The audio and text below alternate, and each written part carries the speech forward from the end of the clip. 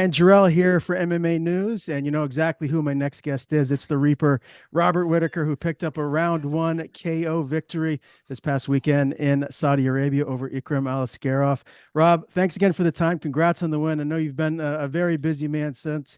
I think this is probably like your 85th interview that you've done since the big win. What has life been like? Have you had a chance to kind of relax and spend some time with the family? No, so we're looking to go away on holiday this weekend.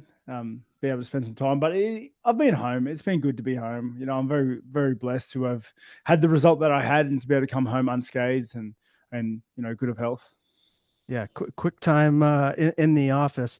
And I know we talked before, you're a family man. My wife and I are trying to have our first child. Hopefully it's going to be around the corner. How much does having, children, how much has that changed you and just allowed you to, focus even more in your camps to get ready to go into big fights like this? It changes you like you wouldn't believe. You know, everyone says that having kids changes you, and it really does. The responsibility makes you. It makes you better. You know, I'm a big believer in responsibility being super important for any sort of good character. So it was no difference for me. And I guess like my family is my biggest drive. They're my biggest motivation when it comes to staying hungry, to doing what I do. I vividly remember when I'm in there inside the octagon and they're announcing me, thinking that like my kids are watching me. It's time to show them how to be strong. It's time to show them how to be brave, and that it G's me up. I think I'm like the last of my friends to have children, and that's what they always say. You don't really understand it until you actually go through the process and you have your first child. So hopefully that's around the corner for me. It's cool kind of watching you talk a lot of these interviews about how much your family means to you and how they're the most important thing in your life. And clearly you're doing things right because you're picking up wins here. You're getting back towards that title shot. I know you went through some adversity leading up to the fight. You had tooth surgery, if I'm not mistaken. Can you kind of tell me exactly what that was and how it could have compromised you here? Yeah, no, it wasn't. It wasn't that crazy. And I'm kind of disgusted with some of the media out there that have just like used that headline to get clicks. You know, taking my words out of context or taking my manager's words out of context. I had to so a day before I flew out for Saudi Arabia, I had to get a couple root canals because I had a pretty bad infection in my jaw. And it sucked and the pain was crazy, but it wasn't anything out of this world. Um, once the antibiotics, I took a couple courses of antibiotics, and once they took effect and the infections died down, I was able to get back to work. Once I was in Dubai. So it really didn't affect your training a whole lot. It didn't like affect your ability to push as hard as you normally would. I couldn't train when the infection was going on. So like the week before leaving for Saudi, I didn't train. I didn't train for a couple of days once I got into Dubai because I wanted to Dubai before Saudi. But after that, the antibiotics had hit. Once the infection, went down, the pain stopped. And because I couldn't train, I couldn't really eat beforehand. The pain was like really pretty something. Mm. And you didn't consider pulling out at all. Nah, it's just a bit of toothache, mate. You know. Wow. Okay. I'll tell you the worst pain I ever felt. I had gum surgery when I was younger. I had braces, and whenever I played sports, I'd always get hit in the mouth, and it would like make my gums recede. So when I got my braces out, they had to graft gum off the roof of my mouth and stitch it below. It hurt like I've never felt pain before. So when I Yeah. saw that headline, I was like, geez, that's amazing that he was able to push through if it was really that painful. Yeah, the infection, like when the infection was in full force, it was the pain was out of this world. Like I've never felt anything like it, and no painkillers wouldn't slow it down. It was just, yeah, it was rough, but but got through it. Yeah, well, a lot leading up to this fight because obviously opponent change very close before the actual fight, happened. What was it like, training for Hamza and then switching things up and get ready for Aliskerov? Was it much of a difference in game plan on your end? Yeah, there were some nuances with Chimaev that we had worked towards, but once we had the new opponent, we kind of just shelved those for now and just focused on much of what I would have done with Chimaev anyway, which is getting behind the jab, being patient, like taking the fight to him, starting aggressively. Our team is very much of a mindset of making our opponents worry about what we bring into the table. So controlling that spacing, controlling the pacing of the fight. So making the switch to Ikram wasn't too much of a stretch. Mm-hmm. There was really not a whole lot of tape to dissect in there, but from the time that you were in there, anything that he did, stance switches, anything that maybe surprised you at all here? No, not really. I mentioned that I was going to lean heavily into my experience, and I did just that. I noticed, when I was feinting and moving in and committing to a jab, that he was throwing his left hand out a lot. I was getting a lot of reads with that, and after the first minute of getting the reads that I wanted, I committed to the 1-2, and yeah, the rest is history. And the travel to Saudi Arabia, what was that like? How long of a flight did you have?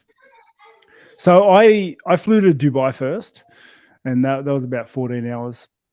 And it was good we did that because we get in, we climatize, we adjust, the sleeping clock, and I got some good training in there. I had a good team around me when we hit the ground, so I was able to get some good work in there just to finish up the camp and the prep, and then we flew from there to Saudi, and then that was fight week more or less, just cutting weight, making the last bit of work. A lot of the media work is done that week, the fight itself, and then the flight home. The flight home it felt like a long bit of work because it was obviously we had to get to the airport, then we fly the 2 hours to Dubai, and we had a bit of a 3 hour gap, and then hopped on another 14-hour flight home. So it was a bit of a stretch. Yeah, I can only imagine. What did you think of the venue, the fans, just the whole experience over there? Seemed like quite a spectacle. Yeah, no, it was different. It was different. I got a lot of like what is it? It reminded me a lot of Fight Island in some regards, but I don't know. It was very different culturally. It's a very different place than what I'm used to, and the venue was massive because it was also like a soccer pitch, I think, in other times. So it was culturally it was very different, and I'm very lucky to have been a part of the first UFC card there and to have the opportunity to experience that part of the world and the fans there, just whilst I'm earning a living. Did you bring your meals ahead of the fight with you there, or how did that work as far as making sure you ate cleanly leading into the fight? So in Dubai, I just ordered room service and I did the best that I could. Okay. I make sure a lot of the work's done before I get into it. So I'm already lean and whatnot. Um, but once I get into fight week, the UFC PI work there, and they come to every event, and they usually organize and handle the food for a lot of the fighters fight week, and Mhm. it's no different for me then. What does your diet typically consist of? Is there certain foods that generally you're eating day to day, whether you're in camp or not? When I'm not in camp, like now when I'm on holiday mode, I kind of eat anything that is in the vicinity. but but when when I'm in camp, it's usually like I count macros, and with a performance coach here, and through that I'm able to count eat a lot of different foods as long as I'm hitting my macronutrients. So like I'm having a lot of steak, a lot of chicken, a lot of bread, love bread, a lot of pastas, that sort of thing. You have a favorite kind of bread? Sourdough for sure. Keep it That's a good clean. good call. I love the fact that you took on this guy, not highly ranked, especially in the position that you're in. I'm not so sure how many guys that are climbing the middleweight division want to take a dangerous fight like this against a young up and comer. Especially when there's highly as ranked as someone like yourself. What is the mindset that you have going into that when you get an opportunity, when you're fighting someone on short notice that might not, get you to a title shot next? The only reason others don't take those fights is because the risk involved, because they're worried they'll lose. You can't let that control what you're doing. I'm a fighter. I'm here to fight. I truly believe I'm the best middleweight in the world, and the best middleweight in the world doesn't run from fights. He doesn't not take fights because he's scared he'll lose. He'll fight anyone at any time, anywhere, and that's my mentality behind it, really. I love it. And it's hard to believe that it's been since 2017, the finish over Jacare. That was your last finish. You've been in so many dogfights and tough fights since then. Was this win like rejuvenating for you? Oh, definitely, definitely. Hopefully, it gets a lot of people off my back. It's like people are saying it like I wasn't trying to finish people. The dudes that have been fighting have just been hard, man. They're studs. Like, yeah, they're hard dudes to finish.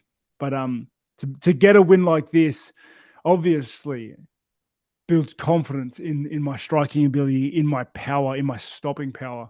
And I'm going to take that confidence into my next fight. And yeah, I'm really excited for my own future. Scary to think that we still haven't seen the best Robert Whittaker, but is that the case in your eyes? Do you think the best is still to come? I think so.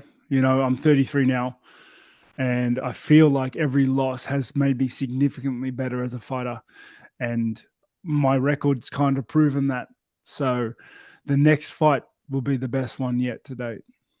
Can't wait to see it. I want to ask you a little bit about the middleweight division. The finish that Amavov had over Jared Cannonier got a lot of controversy. I just wanted to get your take on that. Do you feel like that stoppage was justified? Not really.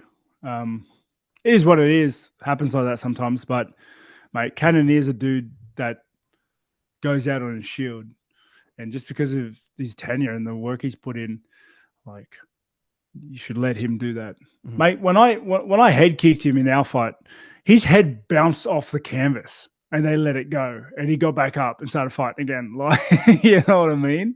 It's yeah, it is what it is. Sort of piggyback off of that, like what are your thoughts on trigger happy refs, like guys that want to step in, maybe call a fight too soon, and the blowback that has on some of these like really high profile fights, guys that are moving to a title shot. If they lose a fight like that, then they got to go back and win another two, three, four fights before they're back in that same position. So what is your whole thought process and all that? Mate, being a ref's hard. It's a hard gig, and you can't. It's easy to point the finger at a ref, like, for being trigger happy or pulling a fight too late or pulling a fight too short. But man, the reality is their job is so hard, so hard. Nobody talks about a ref doing a good job. They only get hammered for when they make a mistake or when it's not to the liking of the fans. It's a hard gig. I don't have an opinion on it. Okay. Do you feel the same way about judging? Oh, mate, the judges. Yeah, like, what do you do? Sometimes you wonder if the judges were watching the fights or just reading about reading the reviews after it. It's tricky as well. If there was one thing that could be done to fix judging in MMA, is it open scoring? Like what, putting ex fighters in those spots? Like what would you do if you had the power to change it? Um, was it Pride that had the rules where if there was no victor after 2 rounds, it was a draw? Ooh, I'm trying No, to if remember. there, I don't know. I feel like it was Pride, but I like that rule set. If there's no finish in 2 rounds, and I say 2 rounds because I think there was two 10-minute rounds. So if there's no finish in 2 rounds, it's a draw. I like that ruling. You know what I mean? Um, does it have problems? Probably. Will like will the problems will someone in the comments say the problems and then I'll change my opinion? Probably. But like, off the cuff, that's what I'm going with. Okay, fair enough. I like it. I want to ask you a little bit about UFC 305. Obviously, it's going to be in Perth. I see you're taking your kids to the fight. Is that an official thing, or if the UFC comes to you and says we want you to fight Sean Strickland in the co-main event, would you accept that? Nah, dude, I'm like, I've spoken to them. I'm just going to watch Perth. I'm going to take my boys to their first UFC event. I want them to experience it. I want them to see, the office that Daddy goes to when I'm away, and yeah, I want to experience it like that. I'm not, even though I come out of this last fight unscathed, I do understand the amount of pressure and like pressure on my nervous system and stress and headspace that fights take up. Mhm. So I'm going to give myself the rest I need and then look to get back October, November, December, sometime around then. How do you think your kids are going to react to seeing all the love and the support that you get there, and also just what that atmosphere is like at a UFC event, at a big one, especially like that? Yeah, I don't know. I'm a little worried it's going to be too noisy for them. I know they don't love loud places, but I don't know. I honestly, I don't know. It's going to be fun. I'm sure it'll be a memory that you'll always have. Their first UFC event that you're bringing them to. Oh, definitely, definitely. I can't wait. I don't know if you saw what Sean said. He basically, I think it was on Twitter, or X or whatever the heck it's called now. He said essentially that he's not going to fight you regardless. He's going to wait for the next title shot. When you heard that or saw that, like, what were your immediate thoughts? Because at the end of the day, it comes down to what the UFC wants to do. Do you just not pay attention to any of that stuff? Yep, that's it. Easy. I don't pay attention to it. Like I don't care what he does. you know. But did you agree like with his mindset at that? Like, because obviously, he's fought, both Izzy and Dricus, you have as well. Like, do you feel like you were next up? Like you should get the next title shot, or you versus Strickland, the winner of that would get the next title shot? Honestly, and I mean it honestly. Like I don't care what he does. What he says, it doesn't bother me. I don't pay attention to it. Um, I'm running my own ship here.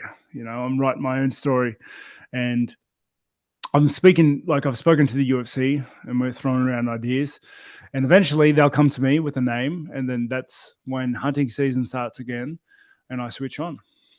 Okay.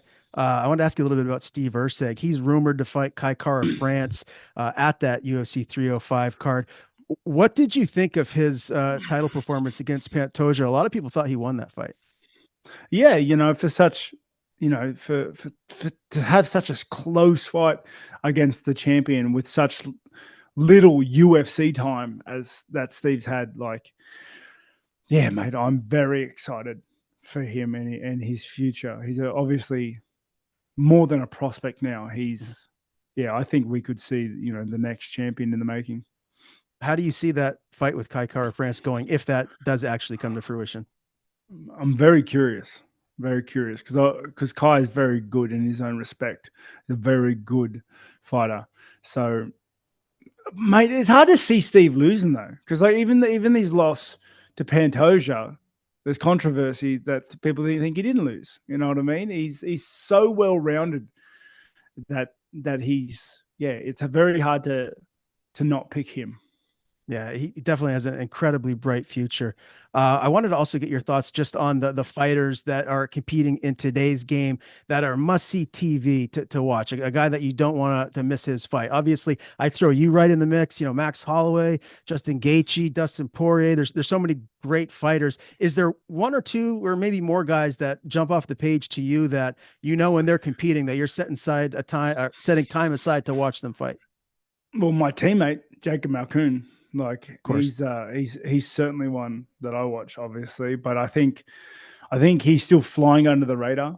I think he had a couple unfortunate weird losses, but he's back in that winning column now, and he's a guy that'll, yeah, he could fight someone in the top 10 tomorrow, I think, and like handedly get his hand raised.